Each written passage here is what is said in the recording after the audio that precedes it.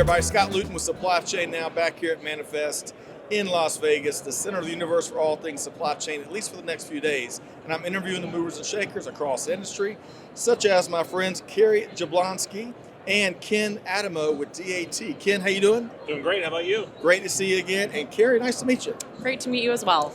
So we got some big news to talk about here, but I'm going to start with my fun warm-up question. Ken, we tackled college football when you were with us last. This time, and congrats, by the way, to your Buckeyes. Go Bucks. Boo. This time we're talking about Vegas, one of the most unique cities in all the world. When y'all come here for conventions, trade shows, keynotes, or whatever, what's one thing you do outside of work? I'm about to blow your mind. This is my first time ever in Vegas, Okay. so I'm trying to stay alive. That's my goal for this week. All right. Kary. I love to start things off in the casino with a little $100 capital infusion, putting it all on black. Worked out for me last night. I love that. Okay. Surprised it's not red, honestly. Given No, always black, always black. Well, I always love, so I've only been to Vegas 6 or 7 times, but I always love talking to a first timer because for me, my first time, I don't think my mouth closed because just the buildings and the architecture and the people watching, it blew my mind. Can you relate? There's more cows where I live than humans, so yeah, it's a bit of a shock. All right, good stuff.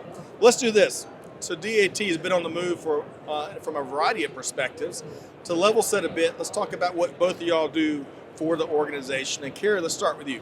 Sure. So I've been with DAT now for just about 2 months. I came over with the Trucker Tools transaction that we'll talk about. I was the CEO of Trucker Tools, so continuing to run the business, but stepping into a larger role as the VP of broker growth. So I'm thinking about how do we build products and bring them to market to support our broker customers.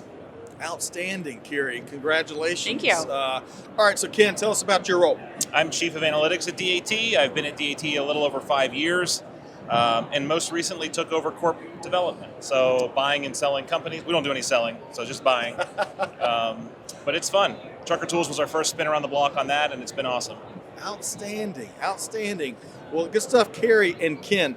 Let's get into that Trucker Tools acquisition. What was some of the strategy behind that, Kary?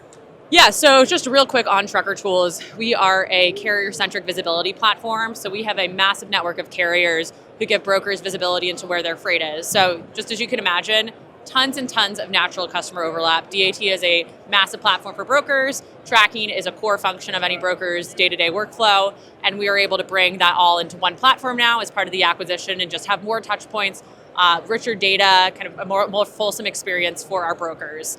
Another huge part of the acquisition was the rich data that we're bringing across. So as you can imagine, visibility data, really, really high quality, real time, and a massive part of the DAT business is our rating and analytics that Ken can talk more about. And adding that data and those sort of carrier relationships into the fold is just going to make that product so much stickier and higher quality for brokers. Love it. Helping people find more success every day in supply chain, especially as we move stuff throughout global supply chain. Ken, before I get into data and analytics, your quick comment on the acquisition, the partnership here between DAT and Trucker Tools. Yeah, it was really hand in glove for us. As Kary said, when we're looking at these deals, we talk a lot about ICP. We love acronyms in freight. I think it's the thing we love most, Right. more than the load getting delivered on time and undamaged. We love our acronyms. So ICP stands for Ideal Customer Profile. We saw a huge overlap in that. They were nearly identical, which is always awesome. The way we go to market, the way we sell, the way we talk about our products was extremely similar. And it really filled a niche in the market where our customers need visibility. They're being asked by their shippers. They're being demanded, when you say, by their shippers. And it's a market-leading product for brokers. So we were super excited. Great culture, too. We didn't talk much about that. But Okay. Kary's already fitting right in at DAT, and her team feels like they've worked with us for a long time, honestly. It's been awesome. There's a couple of Michigan people in there, which we tend to not welcome as much, but...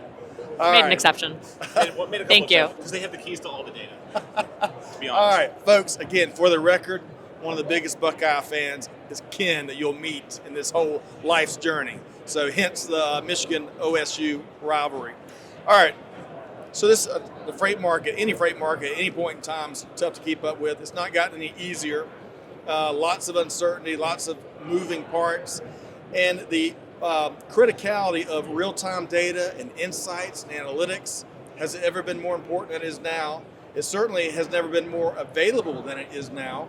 So Ken, I want to ask you, how can shippers better leverage data and analytics to find more success every single day? I mean, I think this show and the growth of this show is a testament to the fact that they kind of just need to start. I mean, you talk to a lot of shippers and they're like, where do I start? Whether it's planning, whether it's benchmarking, it's a very cliche and tired saying, but you can't manage what you don't measure. And I think a lot of shippers in the past 2 years have found out that they aren't measuring a lot of these things. On-time service isn't measured consistently. The rates that they're paying and being charged in the market, not measured in benchmark consistency. And then you've got to think about things over time, right? It's not just important what I paid yesterday or last week or last month, but same month last year or 2 years ago or the last cycle, pre-pandemic and post-pandemic.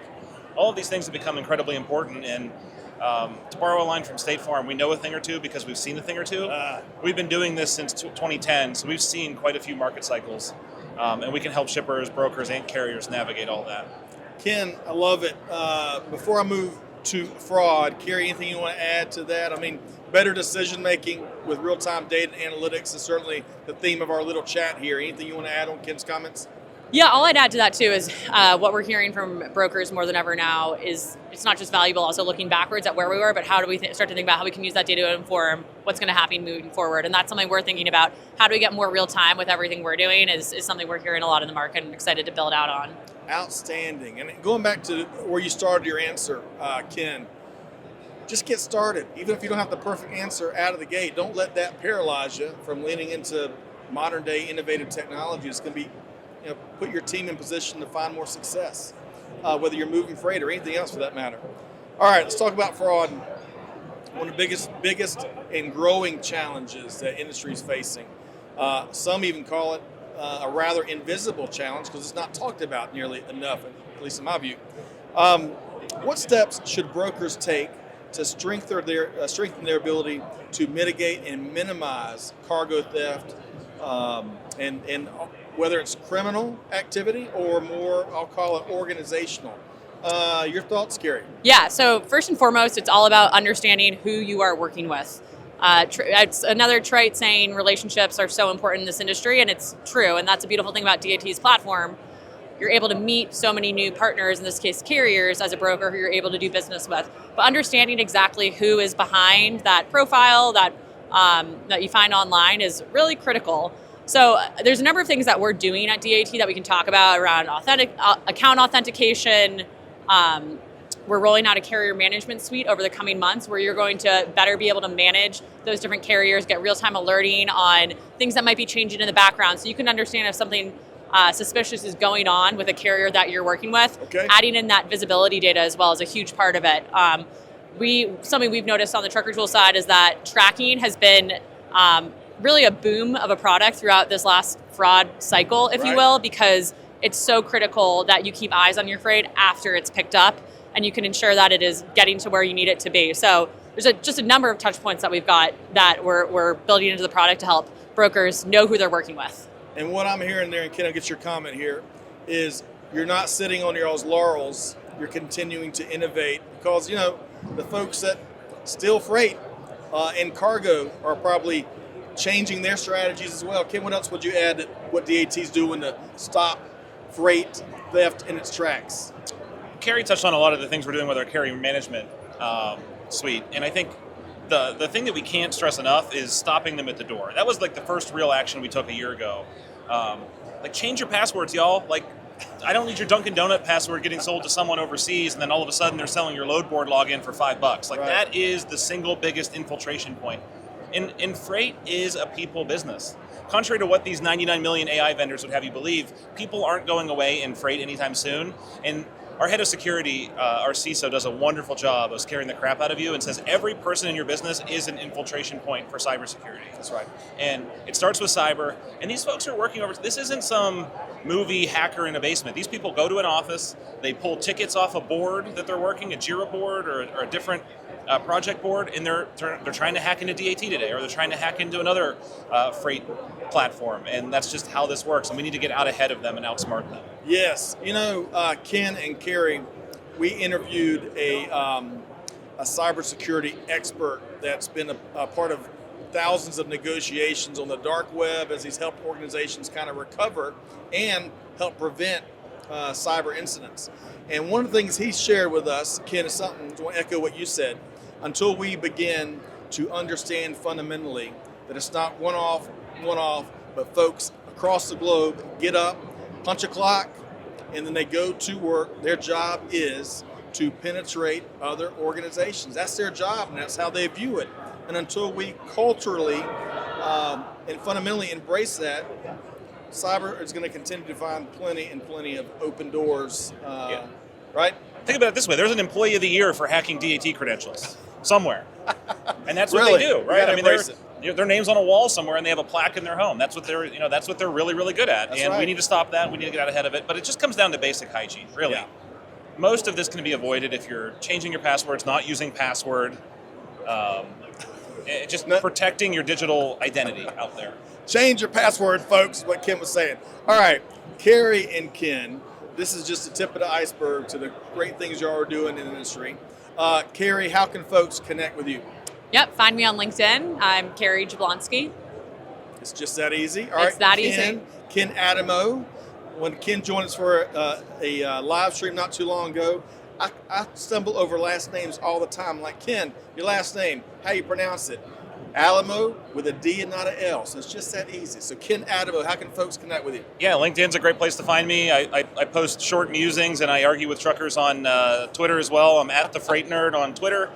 But yeah, we're easy to find. Awesome. All right, Kary Jablonski and Ken Adamo with DAT, thanks so much for joining me. Folks, stay tuned as we continue our interviews with some of the great movers and shakers across industry right here at Manifest in Las Vegas.